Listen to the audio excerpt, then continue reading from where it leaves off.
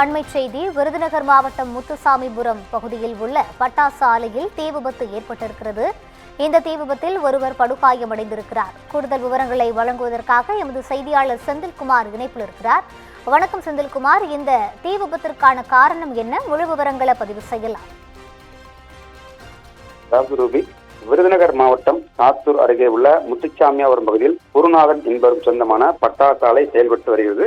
இந்த பட்டாசு ஆலை மினி நாக்பூர் உரிமம் பெற்று, அதாவது சோர்சா வெடி பொருட்கள் பட்டாசு தயாரிக்கும் பணி என்பது நடைபெற்று வருகிறது. இந்த பட்டாசு ஆலை 30க்கும் மேற்பட்ட அறைகளில் 50க்கும் மேற்பட்ட பணியாளர்கள் பணியில் ஈடுபட்டு வந்திருக்கிறார்கள். இந்த நிலையில் வழக்கம் போல பட்டாசு தயாரிக்கும் பணியில் தொழிலாளர்கள் ஈடுபட்டிருக்கின்ற போது ரசாயன கலவையில் ஏற்பட்ட உராய்வு காரணமாக தீ விபத்து என்பது ஏற்பட்டதாக கூறப்படுகிறது. இந்த விபத்தில் காக்கிவாடான்பட்டி பகுதியைச் சேர்ந்த சுப்பிரமணி என்ற தொழிலாளி படுகாயம் அடைந்திருக்கிறார்.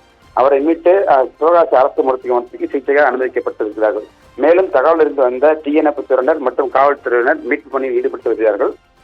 குறிப்பாக விருதுநகர் மாவட்டத்தில் பட்டாசு விபத்துகளை தடுக்க பல்வேறு நடவடிக்கைகள், குறிப்பாக மாவட்ட ஆட்சித் தலைமையில் குழுக்கள் அமைக்கப்பட்டு நடவடிக்கை என்பது எடுக்கப்பட்டு வருகிறது. தொடர்ந்து வரும் பட்டாசு விபத்துகளை தடுக்க வேண்டும் என்பதே இப்பகுதி மக்களின் கோரிக்கையாக இருக்கிறது.